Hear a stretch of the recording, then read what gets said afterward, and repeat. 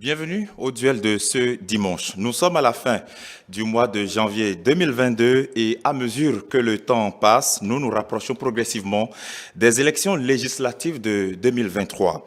Inutile de rappeler ici les circonstances du déroulement des élections de 2019 avec en toile de fond un jeu de ping-pong entre les acteurs de l'opposition et ceux de la majorité présidentielle.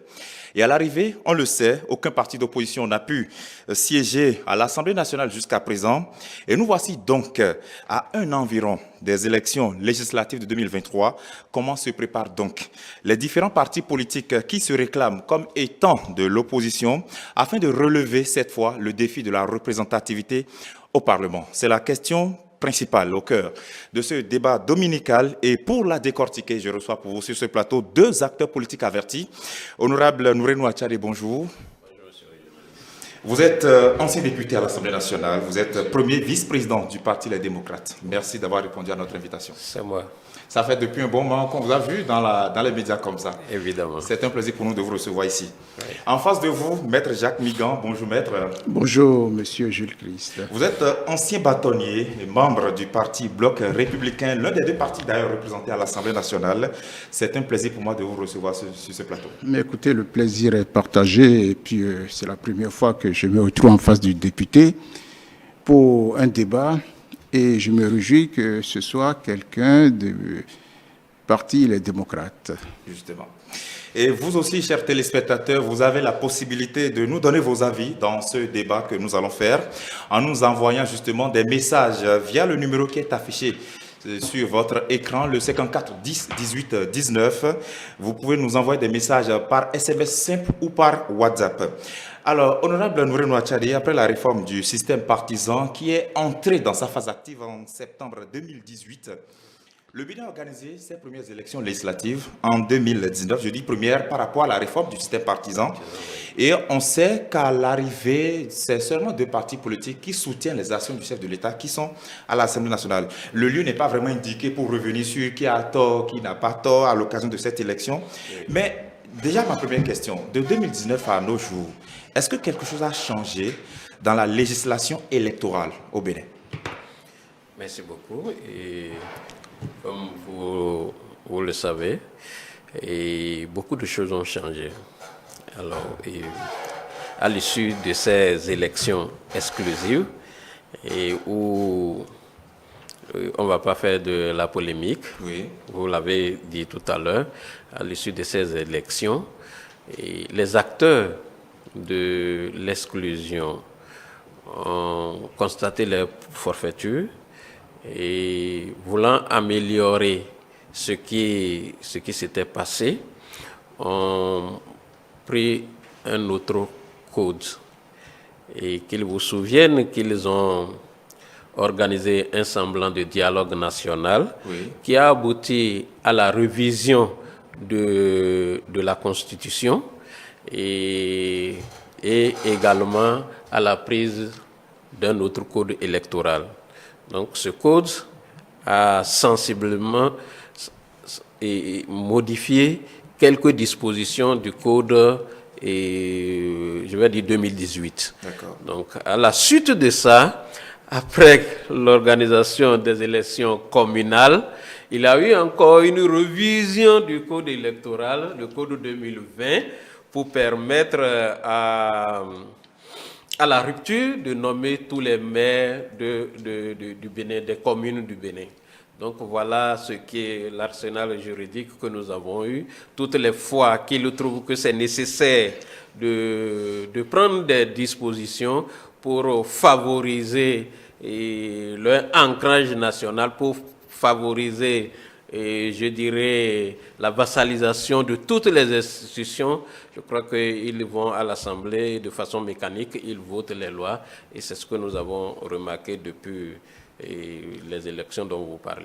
Est-ce que cette législation, telle qu'elle est actuellement, est-ce qu'elle est contraignante pour vous? Oui, on peut aller dans les détails, je suis pas encore.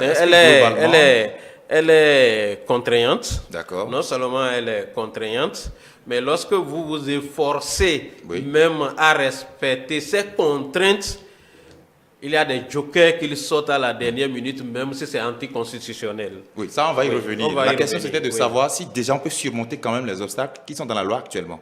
Oui, Très bien. Certainement. Très bien.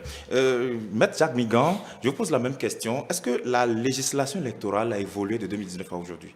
Je crois que tout évolue, toute loi évolue et toute loi évolue en tenant compte des circonstances. Mais je ne permettrai pas à M. Attiadé de dire les acteurs de l'exclusion ont constaté leur forfaiture.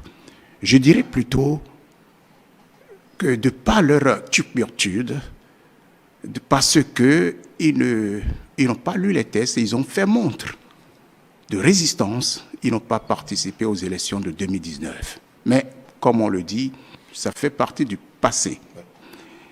Et je voudrais dire ceci, je me réjouis de la représentativité de plusieurs partis politiques. Ça veut dire que nous avions gagné. Le peuple a gagné. La loi a gagné. Lorsqu'on a aujourd'hui les démocrates, on verra si, à travers les débats, s'ils seront présents ou pas aux élections. Nous avons plusieurs partis de l'opposition qui ont fini par comprendre que le tout ne suffit pas de créer un parti politique, mais il faudrait-il encore nommer des gens pour lire les tests. Et c'est parce qu'ils n'ont pas lu les tests qu'ils avaient une première fois échoué en 2019, une deuxième fois en 2020,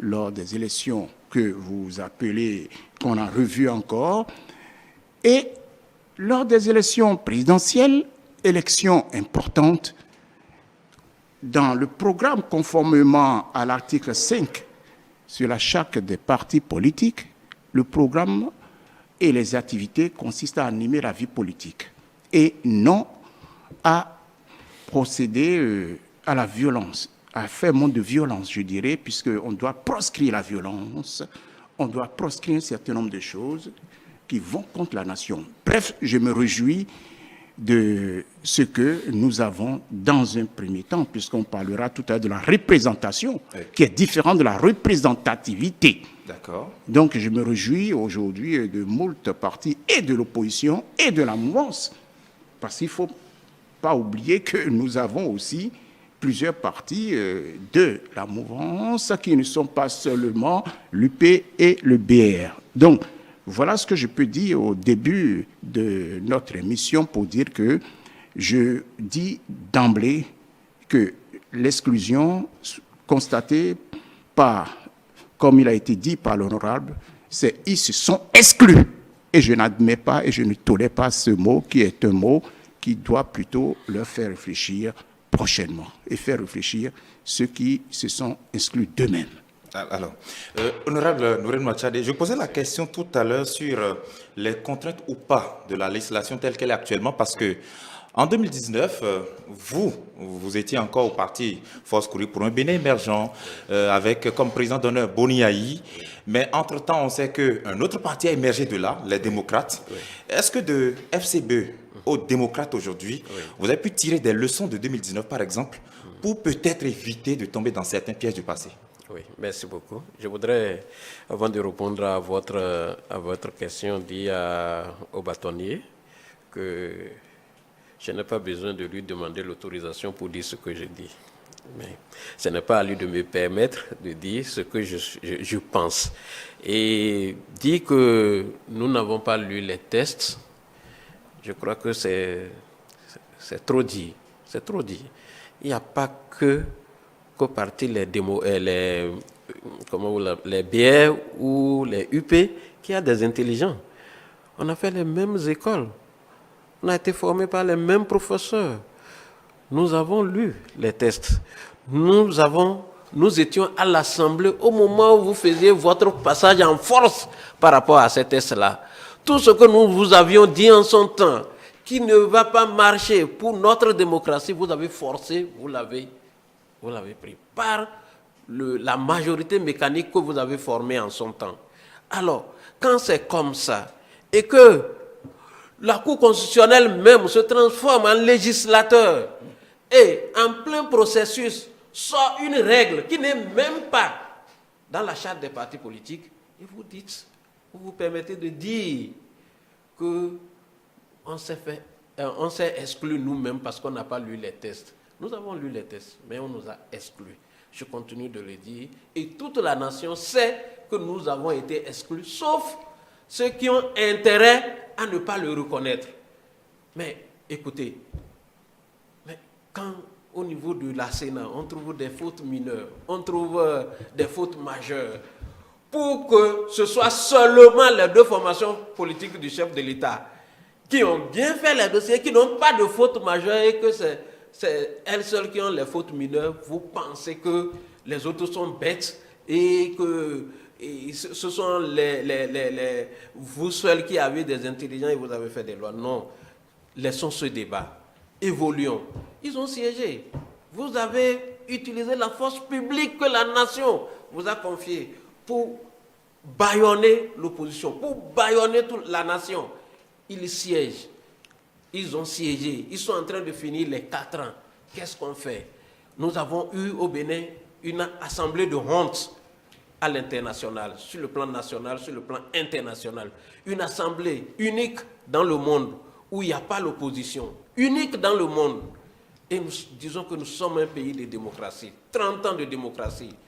Mais nous faisons la honte à l'international. Qu'est-ce qu'il faut faire pour transcender ça? Qu'est-ce qu'il faut faire pour finir avec ça? C'est à ça que nous devons réfléchir, monsieur le bâtonnier. Et vous êtes bien dans votre disposition, en tant qu'avocat, en tant que juriste, de donner de bons conseils au chef de l'État. Vous n'avez pas besoin de soutenir n'importe quoi. Le chef de l'État n'a pas besoin de ça. Et je vous vois depuis très longtemps dans cette posture. M. Talon n'a pas besoin de ça. Il a besoin des gens qui lui font de bonnes propositions, des propositions pour avancer. Lui connaît déjà ce que vous faites là, puisque c'est lui qui est l'acteur. On ne va pas personnaliser le débat non plus. Non, oui, je suis entièrement d'accord, mais dire que, vous savez, j'ai été acteur, j'ai été exclu, j'ai été tout ce que vous savez, martyrisé, mais que quelqu'un qui est resté dans les 4 murs de la rupture, dans les 4 murs de la mouvance, vienne dire, vous n'avez pas été exclu, vous n'avez pas lu, mais c'est nous chosifier. On ne peut pas dire, vous n'avez pas lu. Très bien. Non, je suis contre. Mais je vous dis déjà, monsieur le journaliste, que nous sommes sur le chemin des élections. Nous avons, pour les élections de 2019, pour les élections de 2020, pour les élections de 2021, nous avons toujours pris les dispositions pour participer à ces élections. Mais au dernier moment, nous avons constaté purement et simplement qu'il y a une force qui ne veut pas que les élections soient inclusives et qui trouve toujours des mécanismes pour exclure. Et je peux citer les exemples de 2019, qu'est-ce qu'on a appris pour exclure l'opposition, de 2020, quelle est la manière utilisée, de 2021 également, qu'est-ce qui a été utilisé pour exclure les gens. Je peux les citer, on peut aller étape par étape, mais en 2022, quel est le mécanisme? On ne connaît pas encore, mais nous prenons les dispositions. Mais mieux qu'en 2019, puisque là, je faisais la comparaison avec votre parti, que vous avez quitté FCBE. Est-ce que votre posture actuelle a évolué dans le temps? Quelle est la posture qu'on a toujours? Nous avons toujours adopté la posture de parti d'opposition. À l'époque, le discours c'était que non, la Cour constitutionnelle a inventé une nouvelle pièce, etc. etc. C'est pour ça que je démarrais l'émission avec la législation électorale. Je vous ai dit, monsieur le journaliste, peut-être je vais caricaturer pour que vous compreniez mieux. Bien. Ce que nous sommes en train de vivre, c'est comme si nous sommes dans un film où il y a un acteur principal qui doit toujours gagner le combat. Et cet acteur, à un moment donné, quand il se trouve en difficulté, il sort une kata qui peut être contre les règles du jeu, mais l'essentiel est qu'il gagne le jeu. Soyons concrets. En 2019, par exemple, sur quoi s'est-on tablé pour vous exclure, si on vous suit bien? C'est ça que je viens de dire. Sur quoi? la Cour constitutionnelle a sorti le certificat de conformité, qui n'est nulle part dans les textes de la République. Les partis politiques qu'on avait étaient encore en vigueur jusqu'au dépôt des dossiers de candidature pour les législatives. D'accord. Mais la Cour constitutionnelle est allée sortir un certificat de conformité qui n'est nulle part. Et c'est cette pièce-là qui devait être délivrée seulement par le ministre de l'Intérieur. Par le ministre de l'Intérieur, qui est acteur politique, qui va aux élections et qui a refusé de nous délivrer ce papier-là pour qu'on aille aux élections. D'accord. Maître Jacques Migan, je vais revenir à vous tout à l'heure pour pouvoir vous permettre d'approfondir vos idées. Maître Jacques Migan, est-ce que tout gouvernant aussi, quelque part, n'a pas besoin d'une certaine accalmie autour de lui pour peut-être dérouler, on va dire, dans un certain calme ou dans une certaine tranquillité, sa feuille de route en écartant ses adversaires? Est-ce que ce n'est peut-être pas des réalités politiques qui existent? Et si c'est oui, est-ce que ça a été le cas depuis 2019? Et là, quelle garantie peut-être avons-nous que ce ne serait éventuellement pas le cas, si c'était déjà le cas? Non, ce que je peux dire, c'est que la paix, elle est ce que tout le monde recherche pour ce pays. Et quand je parle de paix, que l'on soit de l'opposition, que l'on soit de la mouvance, nous recherchons et nous réclamons toujours la paix. Nous voulons la paix. Et nous œuvrons pour que cette paix soit. Je crois que quand il y a une nouvelle loi, il faut s'y adapter. Mais on ne résiste pas à la loi. On dit dans ma langue, adgidi, c'est-à-dire la forte tête. Ce que certains partis, surtout de l'opposition, ont eu à faire lorsqu'on me parle de certificat de conformité. Le problème ne se situe pas à ce niveau. Je vais vous rafraîchir la mémoire. Il était question pour la constitution des partis politiques de 15 membres par commune, soit 1555 sur toute l'étendue du territoire. C'est là où vous aviez péché en voulant demeurer sur l'ancien texte que vous avez voté, qui demandait 22 ou je ne sais plus par département, au lieu de vous adapter à la nouvelle loi. Il serait suffi de respecter, d'aller à regroupement, mais vous avez même demandé d'aller à conseil extraordinaire pour dépasser, pour remettre en cause vos membres adhérents fondateurs. Mais vous êtes resté à ce niveau-là. Je crois que vous aviez fait montre d'économie de vérité en restant sur la conformité. Vous auriez accompli ces formalités élémentaires que vous auriez participé aux élections. C'est pour cela que je disais tout à l'heure, vous vous êtes fait exclure parce que vous aviez vous-même utilisé le mot qu'on vous a exclu. Et vous dites que vous n'avez pas besoin d'autorisation. Non, monsieur honorable. C'est vous plutôt qui avez utilisé le mot exclu. On ne vous a pas exclu, vous vous êtes exclu. Et j'espère que vous n'allez pas faire en 2023, lors des élections qui s'annoncent, ce que vous aviez lors des élections de 2023. C'est en 2023, oui. Non, je continue à dire 2023, puisque nous sommes en 2022, c'est en janvier, que vous n'allez pas encore remettre ce que vous savez faire montre de violence. Au lieu de faire montre d'animation de la vie politique et de faire conformément aux aspirations de vos électeurs, on a vu ce qui s'est passé en 2019, on a vu ce qui s'est passé en 2020, et surtout en 2021, lors des élections présidentielles. Comme j'aime toujours le dire, l'animation de la vie politique, en conformant à l'article 5, proscrit la violence. Proscrit la violence. Or, nous avions assisté en 2019 de votre part la violence. Comme nous avions assisté en 2021 lors des élections présidentielles, n'eût été la vigilance des autorités de mon pays vous imaginez là où nous serons aujourd'hui. La preuve en est que tout ce qui, de par leur déclaration, que ce soit M. Azanaï, que ce soit M. Aïva, que ce soit vous-même, que ce soit Mme Madougou, chaque fois que vous utilisez la parole pour animer la vie politique, rien, on ne vous crée pas des problèmes.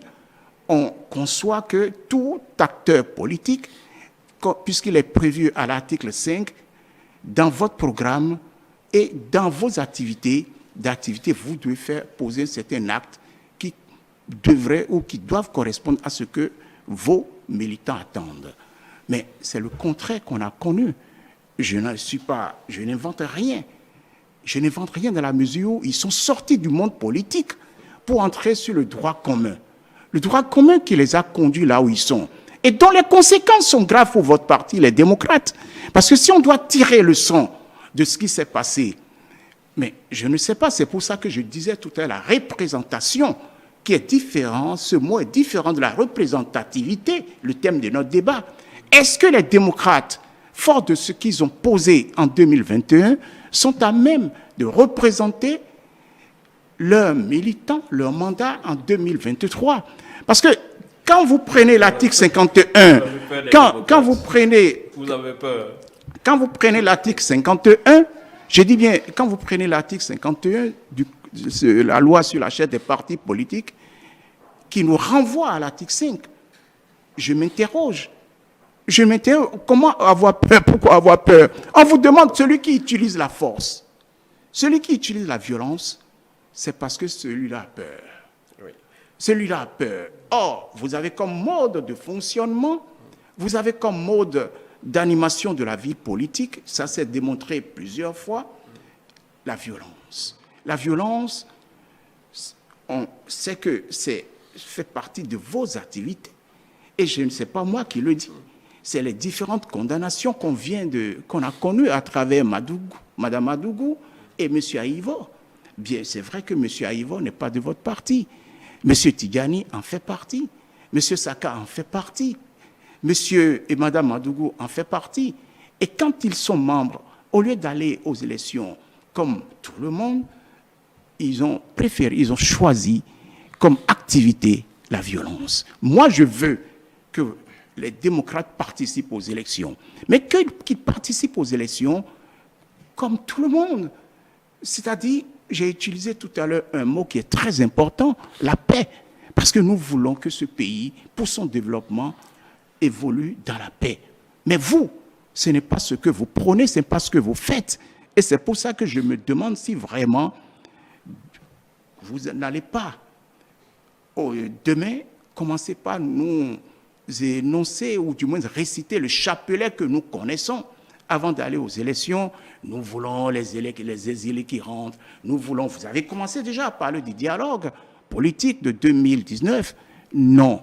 Si vous êtes aujourd'hui un parti réellement constitué, légalement constitué, ça veut dire que vous êtes prêt. Alors, laissez tomber la violence. Ne revenons plus sur le passé et changez désormais de posture parce que nous avions besoin de tout le monde pour ces élections. On a peur de personne en ce qui concerne le bloc républicain. Honorable Nouren Ouachare, avez-vous, avec un peu de recul, conclu que depuis quelques années, en tout cas à partir de 2019 au moins, vous avez peut-être manqué de stratégie ou vous n'avez pas peut-être trouvé le bon mot? Vous revenez sur cette question-là pour peut-être m'obliger à dire ce que je ne sais pas. Mais je voudrais avant dire que je regrette de dire au bâtonnier Mingan que il dit peut-être ce qu'il ne sait pas, ou il le fait de mauvaise foi. Dit que nous avons refusé de nous conformer aux tests de la République en fournissant les 15-15 par commune, comme c'est demandé par la loi, et que nous nous sommes cantonnés sur l'ancienne loi. Je parle de Foscori, point Bénin émergent. Oui, je parle de Foscori également, point Bénin émergent. Je parle de Foscori, point Bénin émergent. La loi, la charte des partis disait que les partis qui existaient devaient se conformer à la nouvelle loi et ont donné un délai de mise en conformité. Et à ce délai-là, avant ce délai, je crois le 1er juillet 2017 par là, nous avons déposé au ministère de l'Intérieur nos dossiers de mise en conformité, et la mise en conformité sous-tend qu'il faut fournir 15 membres fondateurs par commune. On l'a fait. Vous êtes au Bénin, vous avez vu. Dire qu'on n'a pas fait, c'est une contre-vérité, monsieur le bâtonnier.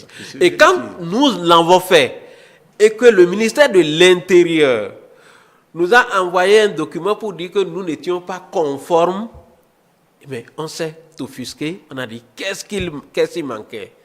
Nous avons fait une demande au chef de l'État qui nous a reçus, qui nous a dit ce qu'il faut faire, et que pour lui, voilà ce qui manque, voilà ce qui manque. Il était le jour-là, l'acteur, celui qui a pris la loi, et nous lui avions dit, ce que vous avez dit ici, monsieur le président de la République, avec tout le respect qu'on vous doit, n'est pas conforme au texte qui est voté. Mais quand les camarades sont revenus, ils nous ont rendu compte. On a dit, c'est lui le président de la République. C'est lui qui a nommé le ministre de l'Intérieur. C'est lui qui peut lui dire donne, c'est lui qui peut lui dire ne donne pas. Puisque c'est lui qui explique la loi. Donc faisons ce qu'il a dit. Nous avons fait un congrès extraordinaire rapidement. Et on a fait ce que le chef de l'État a dit lors de la rencontre. On est allé déposer. Est-ce que vous pouvez nous dire en quoi a consisté ce congrès extraordinaire? À nous conformer à ce que le chef de l'État a dit. Oui, c'est-à-dire il disait en substance que les membres fondateurs, de Force Cori, pour un Bénin émergent, les membres fondateurs ne devaient pas... C'est comme ils prenaient le parti politique comme une société anonyme où les membres du conseil d'administration ne devaient pas être, je ne sais pas. Donc, ce n'était pas dans les tests. C'est autre chose carrément. C'était dans les tests. Non, je vous dis, c'est pas dans les tests. Vous venez de répondre et de le reconnaître, ce que je disais tout à l'heure. Non. Nous avons fourni, comme cela se devait, les 15 membres par département, et par commune. On l'avait fait. Ça l'a dit qu'on n'a pas fait, on a fait. Donc, et au-delà de ça, vous parlez de violence comme mode de fonctionnement. Non. Quels moyens nous avons pour faire la violence? C'est l'État qui a les moyens de la violence. Mais quand vous parlez de violence, et que vous ne vous demandez pas qu'est-ce qui amène la violence, là vous faites une erreur. Mais on n'a pas organisé, ce n'est pas à partir de 2016 qu'on a commencé par organiser les élections.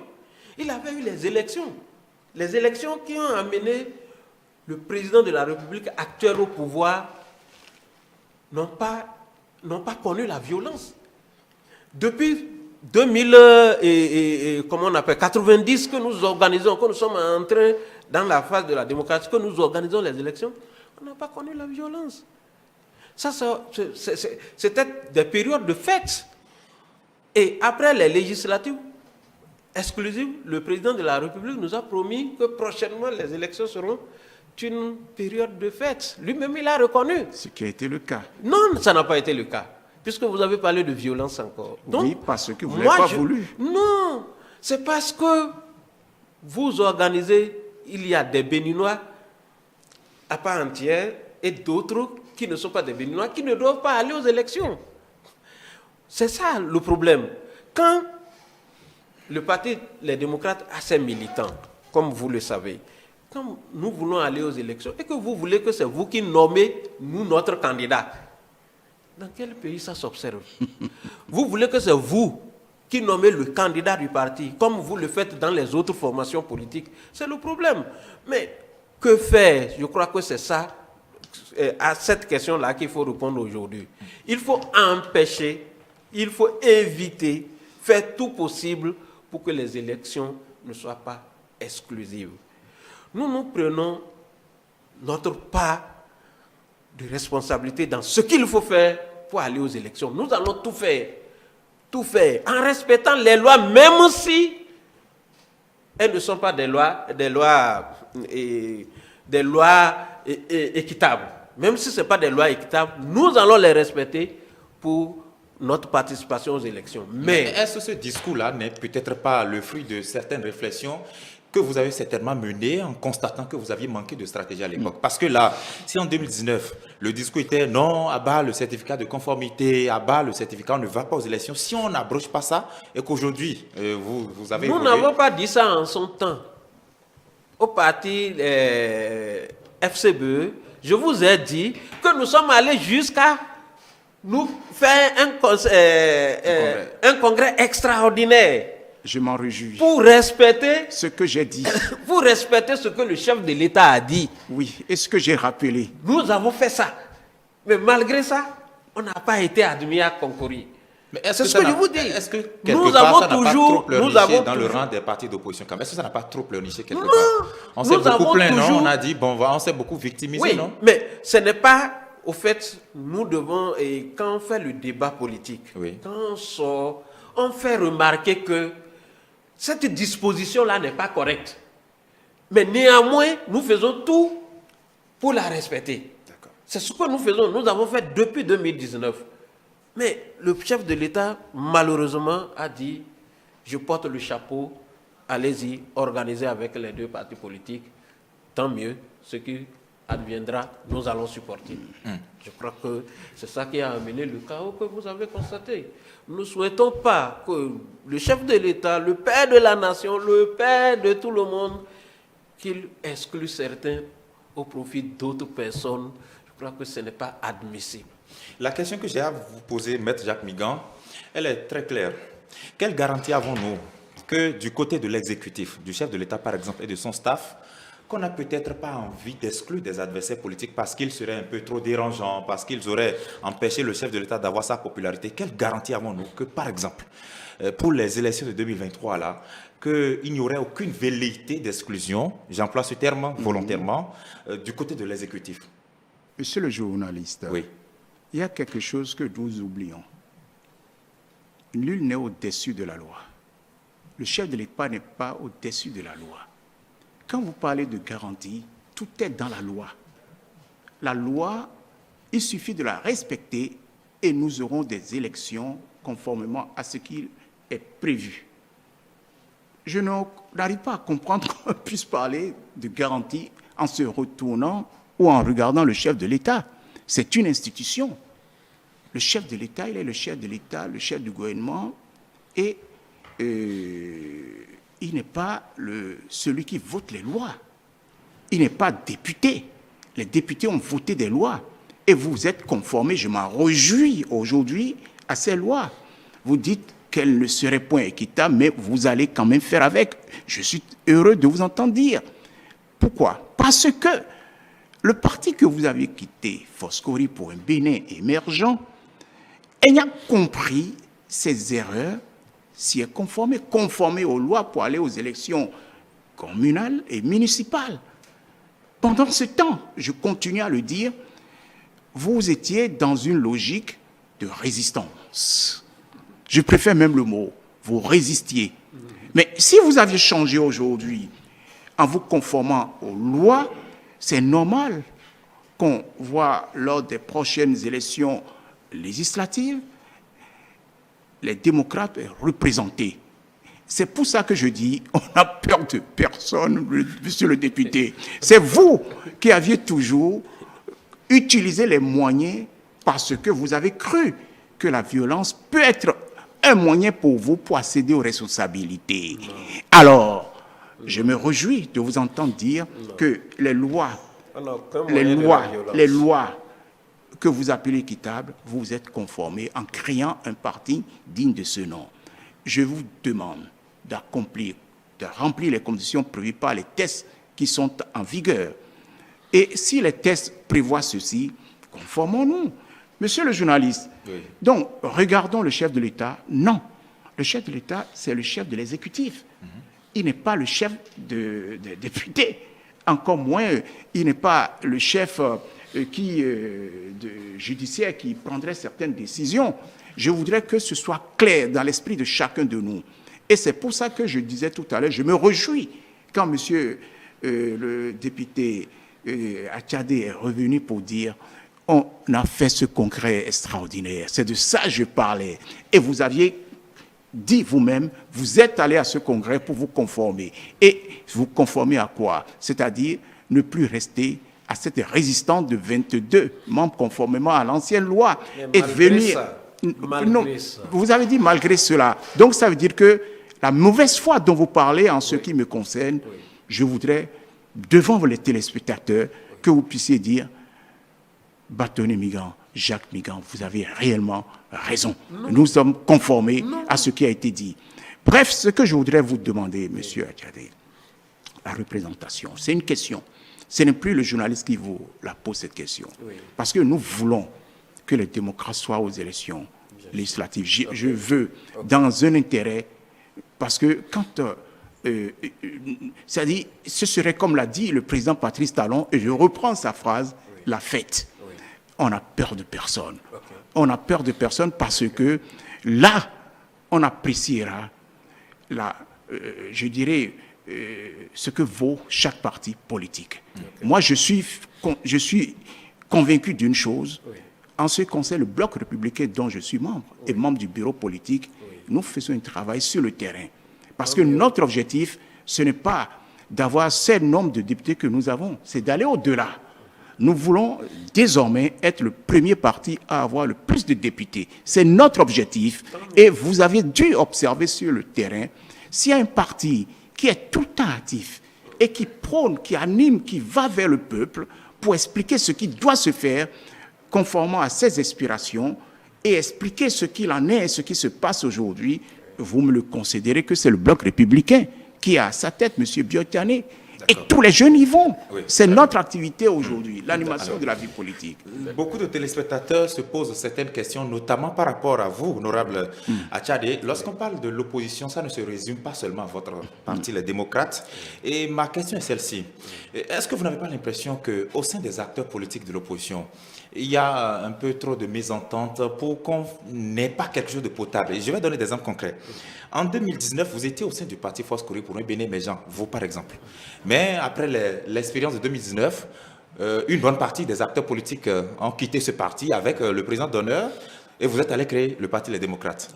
Plus tard, de ce même parti Les Démocrates, naîtra un autre parti qui est en cours de création, le Restaurer la confiance. Et parallèlement, il y a... De Irénée Agossa. Bon, il y a parallèlement d'autres partis qui sont aussi en cours de création par Théophile Yarou, par exemple, de l'autre côté de la Nouvelle Alliance.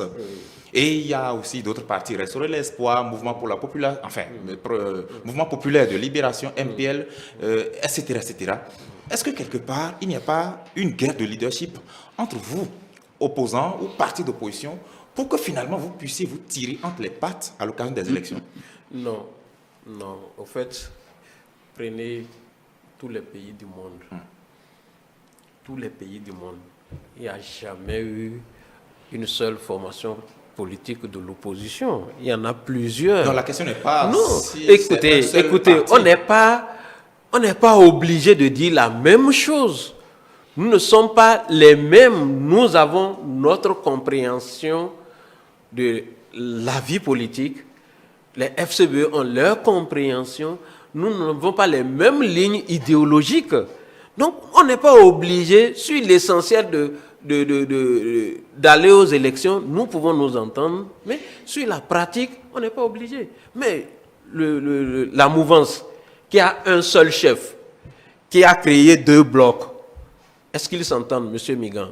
Est-ce que vous vous entendez? Nous nous entendons, et c'est pour cela que je vous réponds. S'il vous plaît, je vais terminer. Mais j'ai vu, dans un passé récent, des gens qui ont migré du bloc républicain pour UP, des responsables au haut niveau du bloc républicain. Ça là, c'est quelle entente qui fait que les gens, la transhumance est toujours en cours dans les 2 blocs. Mais comment vous vous entendez? Je vous ai vu tirailler sur le terrain lors des communales. Qu'est-ce qui a amené le chef de l'État à retourner les députés à l'Assemblée nationale pour prendre une loi explicative. C'est parce que vous ne pouvez pas vous entendre pour désigner, pour élire les députés, les maires. Vous avez été obligé de faire un passage en force pour modifier la loi. Mais en politique, on ne peut pas demander l'unanimisme. Chacun a sa ligne idéologique. Je crois que ce qui est essentiel... Oui, mais pour vous permettre de continuer, Oui. Est-ce que l'expérience de 2021 aussi n'est pas une grosse tâche au sein de l'opposition, par exemple au sein des démocrates, où on ne s'est pas vraiment entendu sur le mode de participation à la présidentielle, par exemple? Non. Comment on ne s'est pas entendu sur le mode de participation? Bon, On s'est entendu... Pas le parrainage, s'il vous nous plaît. donnons le parrainage, etc. Oui, mais on n'avait pas de parrainage. Nous, on savait qu'on n'avait pas le parrainage. On savait qu'on n'avait pas de député, on n'avait pas de maire.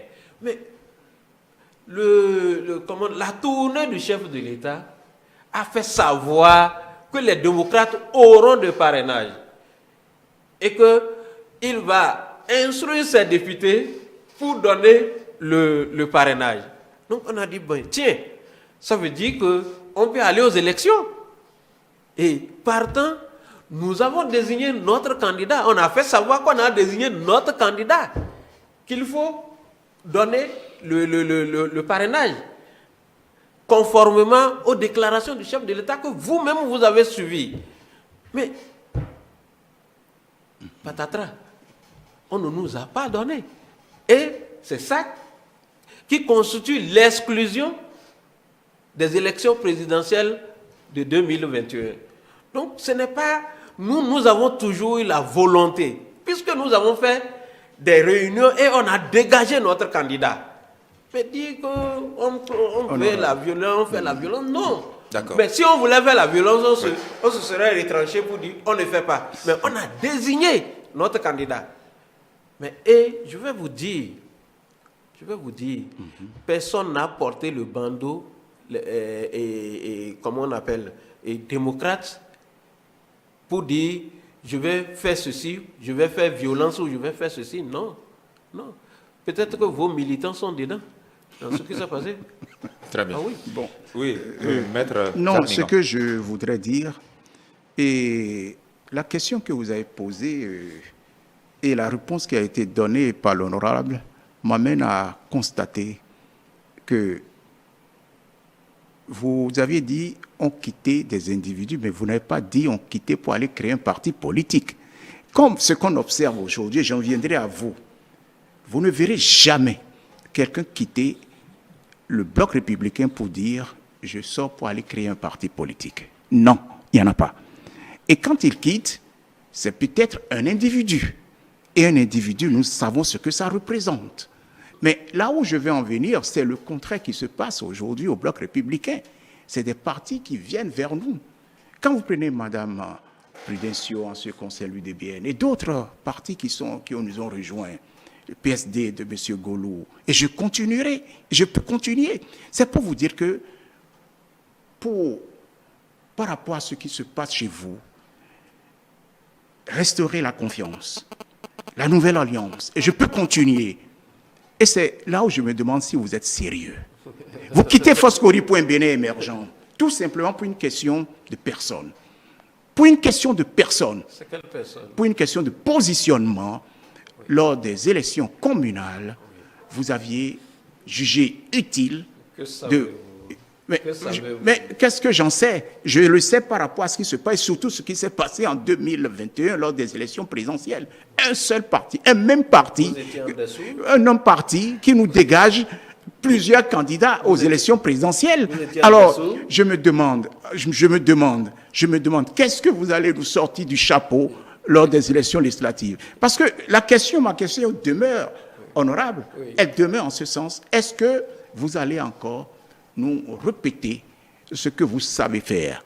Est-ce que vous allez participer effectivement aux élections? Parce que quand on voit ce qui se passe, les gens qui vous quittent, pas pour entrer en tant qu'individu dans un autre groupe en allant vers Foscori, mais pour créer un parti politique. Et ces partis politiques, c'était des gens qui étaient avec vous dans les démocraties. Qui nous a quittés, je veux savoir. Je prends le cas de Irénée Agossa. Irénée Agossa n'est pas membre de notre parti. Je prends le cas Irénée Agossa. Corentin. Non. Corentin, je continue. Irénée Agossa a fait une déclaration vous lui d'adhésion. permettez, c'est ça. Irénée Agossa a fait une déclaration d'appartenance à notre parti politique. Mais bref, ce que je voudrais vous dire... on va pas se taper, s'il on va vous pas se plaît, taper. s'il vous plaît, Oui. quand Irénée Agossa est venue, Oui. nous l'avons détecté aussitôt comme Honorable un Bacheli, pion est-ce que- qu'on a envoyé pour Oui. nous distraire. Non, honorable Et Bacheli, nous l'avons Oui, mais j'ai mis une à question l'écart. précise pour vous d'abord. J'ai une question précise. Lorsqu'il citait les gens, il a continué à égrener la liste, mais c'est Irénée Agossa qui vous a intéressé. Vous avez des comptes à régler avec lui? Non, il a... Non. Bon, très bien. S'il Donc, vous plaît, s'il oui. vous plaît. Je lui ai demandé Oui. qui nous a quittés. Oui, il citait Mais des je- noms. je- Vous n'avez Non, pas il a fini. dit Irénée Agossa. J'ai dit Corentin. Qui? Par exemple, l'ancien préfet. Il est allé créer quel parti? Mais il n'est pas encore allé créer, mais il est toujours avec Il ne nous Irénée. a pas quittés. Il vous On l'a exclu. Très bien. On l'a exclu. J'admets. Vous avez On l'a tellement. exclu. C'est là où je veux en venir. Vous aviez sorti le mot que j'attendais. Oui. Vous avez tellement exclu qu'on se demande encore qui sont ceux qui sont dans ce parti qu'on appelle les démocrates. Attendez les aujourd'hui. élections, vous allez voir. Mais non, c'est-à-dire, Attendez. vous êtes des insatisfaits. Excusez-moi le terme. Oui. Quand vous n'êtes pas content, comme ça a été le cas en ce qui concerne, de rester pour défendre vos idéaux. C'est ça, un militant. Un militant ne quitte pas. Un militant défend. Il défend ce qu'il pense pour permettre au parti de grandir. C'est ce que nous faisons. Moi, si je ne suis pas d'accord avec ce qui a été dit, mais je ne vais pas quitter, mais je vais dire ce que je pense à mon parti. Mais Si il y a la des- majorité il y a des gens qui ont l'emporte, quitté quand même. mais c'est ce que je vous ai dit. Que D'accord. des gens quittent, Oui. pas pour aller créer des partis politiques, comme c'est le cas chez vous. en Quelle ce est la moment. différence? La différence, c'est qu'il n'existe plus en tant que parti aujourd'hui que des gens qui animent la vie politique à travers la violence. Chez les démocrates. Très bien. Vous racontez Vous l'avez dit plusieurs fois. S'il vous plaît. Oui, mais Et je honorable continue à Bacheli, le dire. Est-ce que cette multiplicité ou multiplication des partis politiques ne va pas faire émietter les voix sur le terrain? Parce qu'il y a le critère des 10% qu'il faut d'abord remplir avant de pouvoir lever le moins de sièges. Tout Est-ce que ça ne vous parti- inquiète pas, ça? Tout parti politique qui va aux élections Oui. sait qu'il y a les 10%. Oui. Et je crois qu'il y a des partis comme PRD qui en ont fait les frais. Absolument. C'est pour ça que Qui je vous pose devaient la avoir la question. ville de Porto-Novo qui aujourd'hui n'ont rien. C'est pour ça que je vous pose la Il y question. a Parce que Madame dans- Prudencio qui a sabordé son parti sous l'autel de Pierre, qui sait également, elle était allée aux élections. Mais nous savons tout ça, mais nous, les démocrates, mais eux-mêmes qui parlent, savent que nous ne sommes pas à 10% près de l'électorat. Et ils ont remarqué, quand ils ont exclu, toutes les fois qu'ils nous ont exclus pour les élections, toutes les fois que l'opposition n'a pas participé, toutes les fois qu'ils ont fabriqué leur opposition, De quelle opposition vous s'il parlez? vous plaît, toutes les fois que vous avez fabriqué votre opposition pour participer aux élections, quel a été le taux de participation? Même fabriqué à la Cour constitutionnelle, finalement, quel a été le taux de participation? Donc, c'est pour vous dire que nous ne craignons pas les 10%. Sérieusement. Sérieusement, Parce nous que voulons autour simplement, de ce que nous voulons, c'est qu'on ne sorte pas d'autres katas anticonstitutionnelles, anti-lois que eux-mêmes ils ont prises pour nous sortir des élections. S'ils le font, et que s'ils ne le font pas, et que nous tous nous participons, on verra en ce moment qu'est-ce que le bloc républicain représente, qu'est-ce que UP représente. Ce n'est pas quand vous allez seul, quand vous allez seul à un combat, comment vous savez que vous êtes fort? Je vais vous répondre sur Comment le vous taux. savez que vous êtes fort? Vous avez quand allez évoqué seul le à un taux de Donc, combat? vous irez aux élections si les choses restaient en l'état. Nous allons aux élections. Je vais vous Oui, Maître répondre. Migan. Vous avez évoqué le taux de participation. Et ça me confirme toujours que vous n'avez pas, je l'ai constaté, nous n'avions pas souvent une suite dans ce qui se passe, ce qui s'était passé. Lors des dernières élections communales, avant que nous ne venions aux élections de 2020, le taux de participation était de combien? Et lors des dernières élections, nous avions eu 49,14% si mes souvenirs sont bons. Alors que bien avant cela, nous étions à 55%. Bon, si on arrondit à 50, donc ça veut dire que 5%, c'est le taux. Vous pouvez vérifier, reprenez les statistiques. Donc, ce qui veut dire quoi? C'est le taux officiel, C'est le- Monsieur Migan. Oui. C'est le taux officiel. Vous permettez, c'est parce que vous avez évoqué un taux. Lorsque vous avez ce taux, en disant le taux du suffrage exprimé, qui était de 55% avant 2020, les dernières élections de 2020, et qu'en 2020, qu'on ait eu 49,14%, vous voyez la différence. Est-ce à dire que ceux qui n'ont pas été votés, je peux vous dire qui sont ceux-là, pour que vous compreniez que vous ne pesez pas les 10% dont on parle pour pouvoir obtenir de députés à l'Assemblée nationale. Ce n'est pas votre déclaration Je qui le fait dis. de nous ce que nous sommes. Moi, je repense. Vous permettez, je ne vous interromps point. Donc, c'est parce que vous avez évoqué, et je sais que très souvent, vous n'aviez pas ce qu'on appelle la lecture du passé pour vous en servir à préparer demain. Et ça a été le cas lors des élections législatives, ça a été le cas des élections communales, ça a été le cas des élections présidentielles. Et bientôt, nous aurons les élections législatives à nouveau. Donc, ce que je sais, 10%, pour ceux qui ne veulent pas en connaître les conséquences, lorsqu'ils n'auraient pas ces 10%, qu'est-ce qui est demandé?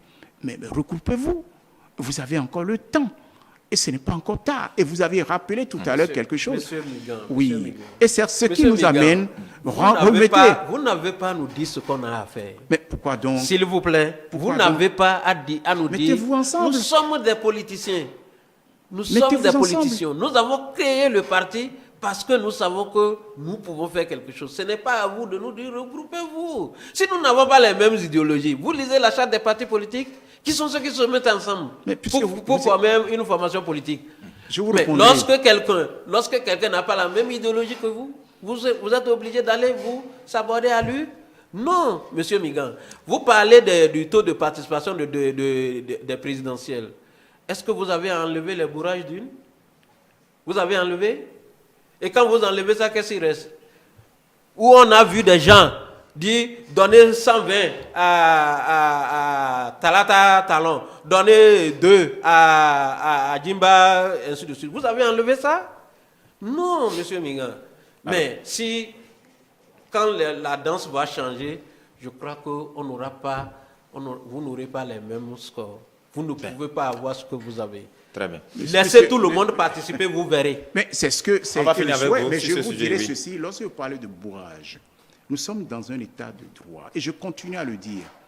Quand même, vous n'auriez point eu cette possibilité de participer pour des raisons que j'ai évoquées durant toute l'émission, pourquoi vous ne l'avez pas signalé? Pourquoi vous n'aviez pas signalé en se saisissant qui de droit? Vous restez derrière un micro, vous dites bourrage. Non, au contraire, nous savons ce qu'il en est en ce qui concerne Foscori.bene émergent dans un passé récent. Mais là où je vais en venir, je continue à vous dire ceci. Vous étiez dans un parti politique. Vous parlez d'idéal. Vous n'avez plus les mêmes idéaux avec ce parti aujourd'hui? Non. Non. Entre-temps, qu'est-ce qui s'est passé? Non, je vais vous expliquer. Non, laissez-moi vous... On n'a pas les mêmes idéaux. Laissez-moi vous le dire. Je vous ai dit tout à l'heure, ce n'est pas une question d'idéal. Et je l'ai dit, c'est une question de personne. C'est une question de positionnement. Et je vous le dis, je le confirme. Vous n'avez pas à répondre à notre place. Très bien. Pourquoi C'est nous donc? qui avions senti ce que nous avons vécu. Oui. Mais quittez, c'est pas vous. Nous sommes dans un même pays. Alors, et vous le dites, d'autres le disent. L'apparence, vous avez l'apparence, nous, on a la réalité des choses. Alors, on va passer rapidement à un autre sujet. Dans 6 minutes, on va rendre l'antenne. C'est le moment pour moi de remercier tous ces nombreux téléspectateurs qui interviennent sur notre numéro WhatsApp. Vous savez, le débat, il se mène exactement sur notre plateforme, exactement comme c'est fait là, entre vous deux. Les avis sont vraiment partagés, diversifiés, avec beaucoup d'apports. Je remercie Victor Anagonou, Alfred Atinkpon, Bruno Vicos, Abdoulaye Morou, Noël Nimasson, Arsène Aïdekon. Ils sont vraiment nombreux. Dieu sait qu'ils sont vraiment nombreux. Je promets d'organiser aussi à une autre occasion un débat entre uniquement les acteurs de l'opposition pour qu'on puisse réfléchir sur ce que vous appelez idéologie, sur les questions d'entente ou non entre les partis d'opposition, pour qu'on s'assure ou qu'on réfléchisse de savoir si éventuellement vous n'irez pas peut-être vous tirer entre les pattes sur le terrain. On va y revenir à l'occasion d'une autre émission un dimanche. Et j'espère que vous serez là aussi. Même les partis de la mouvance vont se tirer sur les pattes sur Très le bien. terrain. Voilà, c'est de bonne guerre. Je voudrais qu'on fasse rapidement un tour au Burkina Faso avec l'actualité là-bas. Et je voudrais que vous puissiez en dire un mot en 2 minutes chacun.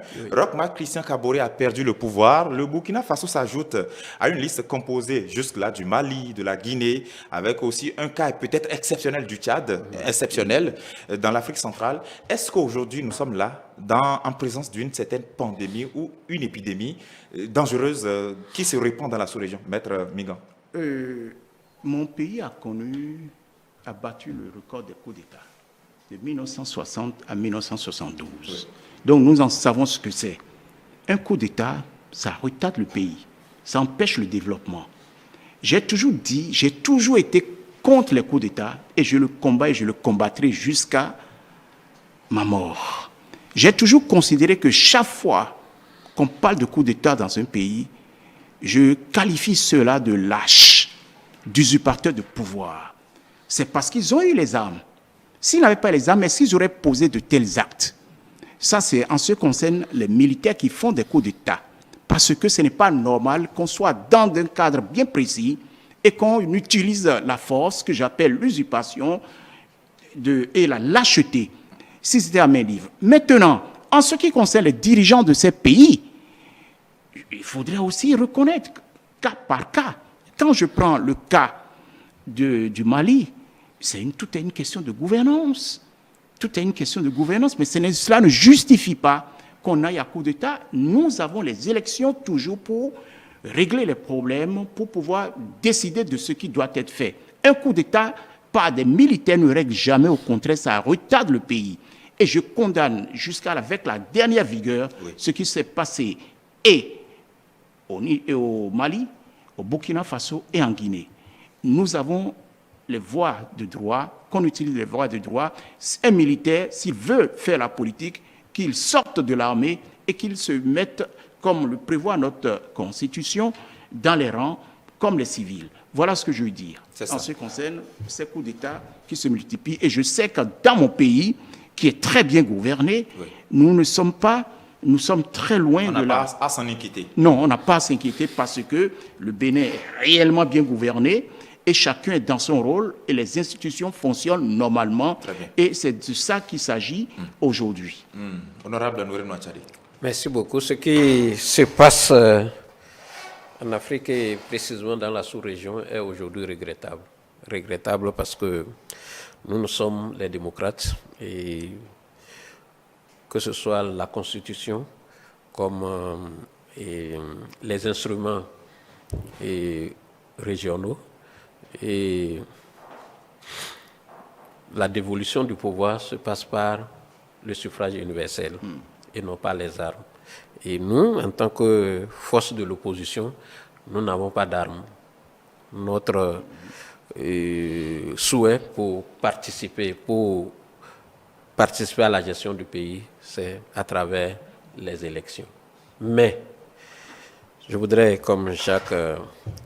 Jacques Mingan l'a dit, souhaiter que nos dirigeants revoient leur gouvernance.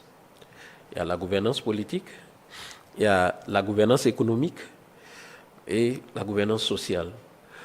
Lorsque un chef d'État pratique la dictature, terrorise sa nation et vassalise toutes les institutions, lorsqu'un chef d'État utilise l'armée pour se maintenir au pouvoir, cette même armée se demande, si c'est nous qui l'utilisons, pourquoi pas nous-mêmes? Donc, je crois qu'il faut éviter, il faut accepter la concurrence. Il faut accepter que, quelqu'un l'a dit, lorsque vous faites des lois, vous êtes la majorité présidentielle. J'ai été de la majorité. Lorsque vous faites des lois, il faut avoir 2 matelas. Les 2 matelas dorés. Parce que les matelas, vous pouvez changer de place demain. D'accord. C'est ce que mon adversaire du jour ne conçoit pas encore. Ils pensent qu'ils sont puissants aujourd'hui. Ils ont la majorité, toute l'Assemblée à leur guise. Ils peuvent modifier les lois à n'importe quel moment, mais ça ne se passe pas. Ça facilite les coups d'État. ça facilite les coups d'État, ce que nous ne souhaitons pas. Merci infiniment à vous, honorable Nouré Nouachadé. Il y a aussi beaucoup d'autres téléspectateurs que je dois remercier. Zachary Sinagoué, Ibita Yoshabi, Gado Touré, Rodrigue Afoni Todé, Gustave Aguidi. Merci à tout ce beau monde qui nous a suivis aujourd'hui sur le duel de ce dimanche. Et il faut que je vous passe ce message de la part de René Agossa qui nous a écrit justement. Il dit comment est-ce qu'on peut suspendre un membre qui n'est pas membre d'un parti politique. Puisque vous avez dit tout à l'heure qu'il n'est pas membre. Non, malheureusement on a terminé. Mais il a dit dans son message. Il fallait pas dire. Non, il a dit dans son message qu'il veut bien un débat. Il a bien dit qu'il a fait une déclaration d'appartenance. D'accord. Il a fait une déclaration d'appartenance. C'est sur la base de cette déclaration d'appartenance qu'on l'a. Il dit qu'il veut un débat avec vous. Vous êtes prêt? Je suis là. Très bien. Merci à vous, honorable Nouré Nouachadé. Oui. Vous êtes ancien député, membre du Parlement, donc, et premier vice-président du parti Les Démocrates. Merci à vous, maître Jacques Migan, ancien bâtonnier, membre du bureau politique du parti Bloc Républicain. Absolument. Merci infiniment d'avoir été là. Et merci à vous qui nous avez suivis de bout en bout. Restez en place. Dans quelques instants, ce sera l'hebdo des éditorialistes avec Théodule Ronsa.